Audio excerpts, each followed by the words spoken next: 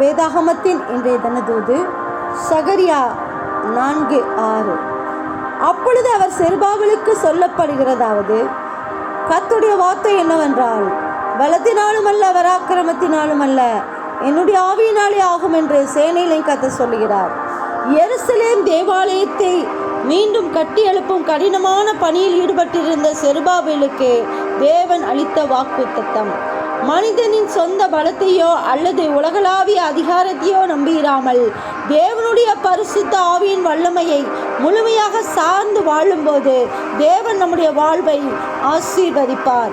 தேவன் மீதுள்ள நம்பிக்கை, ஆவிக்குரிய உறுதி, சவால்களை எதிர்கொள்ளும் திறன் தேவன் அளிக்கும் கிருபையே ஒருவரின் உண்மையான பலம்.